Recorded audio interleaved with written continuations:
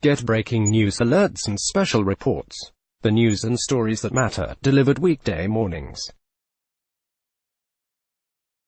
Washington. A former schoolmate of Brett Kavanaugh's accuser wrote a Facebook post saying she recalls hearing about the alleged assault involving Kavanaugh, though she says she has no first-hand information to corroborate the accuser's claims. "Christine Blasey Ford was a year or so behind me," wrote the woman, Christina Miranda King, who now works as a performing arts curator in Mexico City. "I did not know her personally, but I remember her. This incident did happen," she added. "Many of us heard a buzz about it indirectly with few specific details. However, Christian's vivid recollection should be more than enough for us to truly, deeply know that the accusation is true." Christina King Miranda via Twitter, a research psychologist in Northern California, has accused Kavanaugh of sexually assaulting her more than 30 years ago at a drunken high school party. He denies the allegation.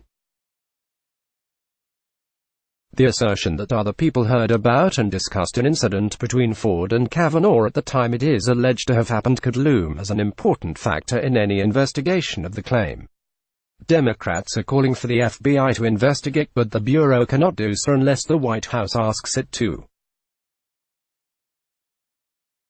There is no allegation of a federal crime, so the Bureau's role would be to examine the matter as part of its background check into the fitness and character of a Supreme Court nominee. King has since taken down her Facebook post, which NBC News verified as having appeared on her account. She said on Twitter that she deleted it because it served its purpose, and "I am now dealing with a slew of requests for interviews, organizing how I want to proceed. Was not ready for that, not sure why I'm interested in pursuing. Thanks for reading." She later posted on Facebook, "To all media, I will not be doing any more interviews. No more circus for me." To clarify my post, I do not have first-hand knowledge of the incident that Dr. Christine Blasey Ford mentions, and I stand by my support for Christine. I don't have more to say on the subject. Please don't contact me further." NBC News confirmed that the statements were hers, but did not confirm her allegation. King has also been critical of Trump administration policy on social media. Ford's lawyer has said she wants the FBI to conduct an inquiry before she testifies in a public hearing. Republicans have scheduled a hearing for Monday at which they want to hear from her and Kavanaugh. Blasey Ford told The Washington Post that she told no one of the incident in any detail until 2012, when she was in couples therapy with her husband. In her original post, King said she knew Kavanaugh and Mark Judge, the man Ford says was present during the alleged assault. Judge has said through his attorney he remembers no such incident. King graduated in 1983 from Holton Arms, the elite all-female private school that Ford also attended, according to an open letter King and many other alumni signed in support of Ford.